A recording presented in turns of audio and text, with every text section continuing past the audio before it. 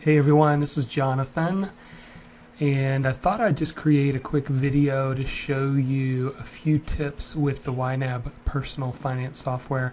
Been using it for about a year. They recently upgraded to version 4.0, which I absolutely love. And so I thought I would just take a moment and walk you through a little bit of the 4 rules in general.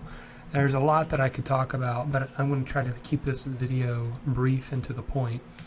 So when you log into the software, and this is a desktop software that you can have, but it's also available on the iPad, the iPhone, Android, and you can have it on multiple computers, and it can all sync with the cloud as well.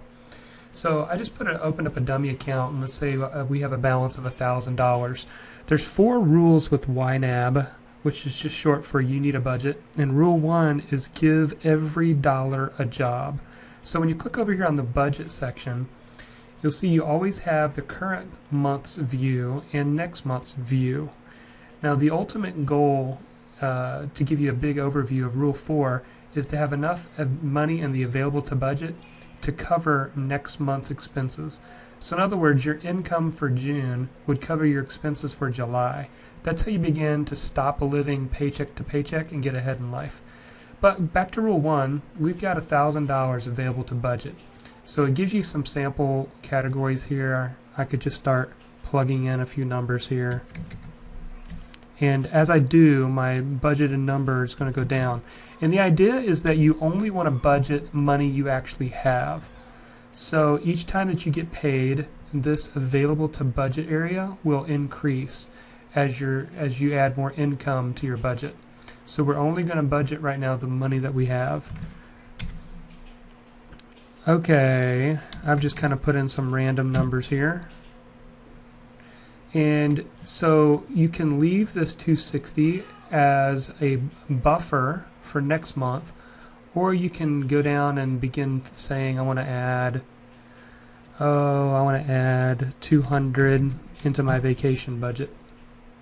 And it's kind of like the old-fashioned idea of putting all your money into envelopes, but it's just really simple and easy to use. So the $60 I can use just to let it carry over into next month's. So that's how rule 1 works, is you give every dollar a job, and even the $60 is going into a buffer, which is eventually going to be enough to pay for the next month. So number 2 is save for rainy days.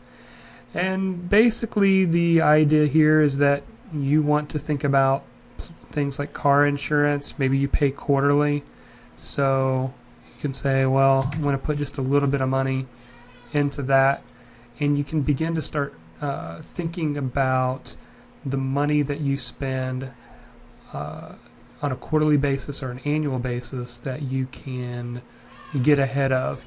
Another area would be birthdays and Christmas. So just by kind of putting a little bit of money aside, you don't have to put it in any special account. You can all stay in the same checking account. But that's kind of how rule number 2 works.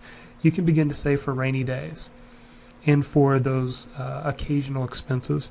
Number 3 is roll with the punches. So what that means is, let's use an example here.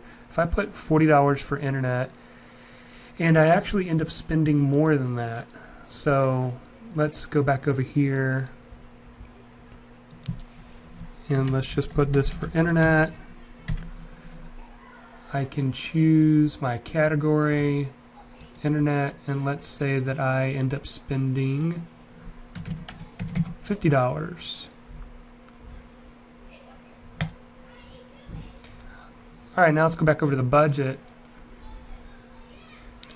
Let's remove these, since I want to show you an example of what I'm talking about. Okay, so if you look at the budget here for internet, I budgeted 40, but I spent 50. But it's the roll with the punches philosophy is that I'm still okay. I don't have to figure out how to move money from one to the other. I'm still okay as long as I've got money available to budget. And you can see the difference in the 2 right here. This one is $25 and this one's $15. The concept here is that if you end up not moving and shifting money around in your categories, it's okay, because in essence you've borrowed from yourself and then you have to pay yourself back before you budget for the next month.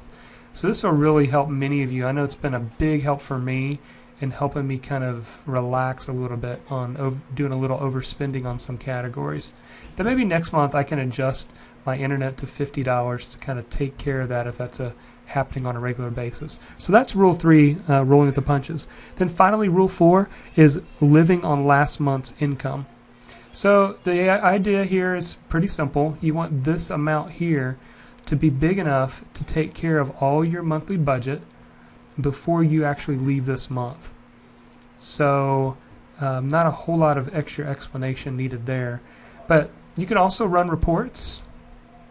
There's all kind of cool reports you can run with this YNAB software.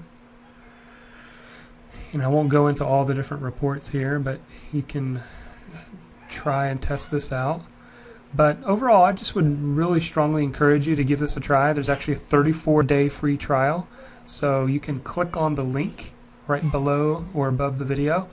Give it a try for yourself. Plug in your real numbers and start getting some financial freedom. I know what it's done for me, and I know it can do the same for you.